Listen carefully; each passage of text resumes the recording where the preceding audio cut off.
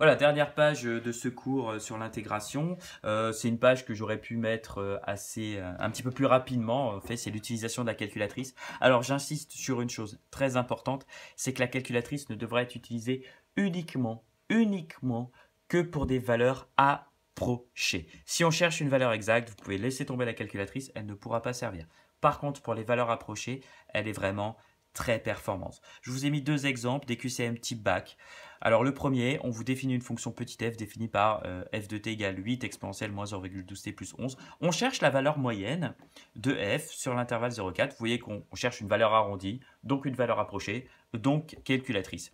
Donc au-dessus de votre touche fraction, si je prends la calculatrice, vous voyez qu'au-dessus de votre touche fraction, ici, vous avez un petit symbole intégral. Donc, vous appuyez dessus. Comme c'est en bleu, il faut appuyer sur seconde d'abord. Et vous sélectionnez le premier, intégral. Et vous voyez que vous avez exactement la même notation que l'intégrale. Alors, attention, ici, c'est une valeur moyenne. C'est ce que je vous disais à la fin de la page 12. Et comme c'est une valeur moyenne, il faut diviser par 1 sur b moins a. Ici, petit a est égal à 0, petit b est égal à 24. Donc, b moins a, c'est 24 moins 0. Il faudra donc diviser par 24. Voilà pourquoi j'ai mis un 1/24e devant. Attention, c'est valeur moyenne. N'oubliez pas, quand on vous dit valeur moyenne, il faudra toujours diviser en fait par la longueur de l'intervalle. Donc ici, entre 0 et 24, j'ai une valeur de l'intervalle, une longueur de l'intervalle égale à 24. Et donc, vous voyez que je peux calculer directement cette intégrale, cette valeur moyenne. Ça me donne tout de suite le résultat.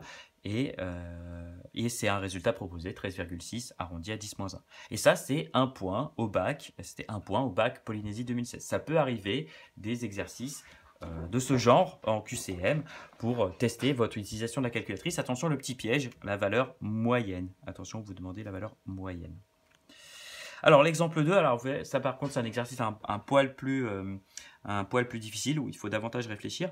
Alors, sur le graphique ci-dessous, la surface grisée est délimitée par la courbe d'équation y égale 1 sur x, donc c'est la courbe en bleu ici, l'axe des abscisses et les droites d'équation x égale e, x égale a, où a est un réel strictement supérieur à e. Alors, vous voyez ici, a, on ne le connaît pas. On ne peut pas calculer directement. Ici, vous voyez l'air en gris, c'est l'intégrale entre petit e et petit a de 1 sur x dx, mais je ne connais pas petit a. Je ne peux pas utiliser ma calculatrice directement.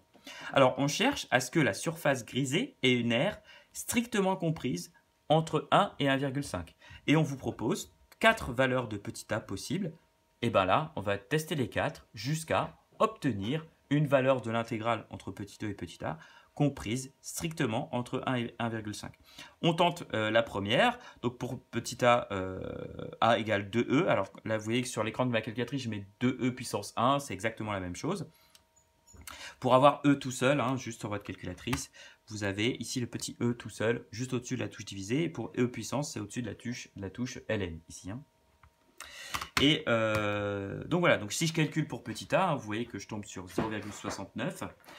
Ce n'est pas strictement compris entre 1 et 1,5, ce qui exclut la réponse A. Et en effet, je continue jusqu'à obtenir la bonne réponse. Donc pour B, si je fais le calcul, je vais trouver donc, ce calcul-là à la calculatrice, je trouve à peu près 1,69.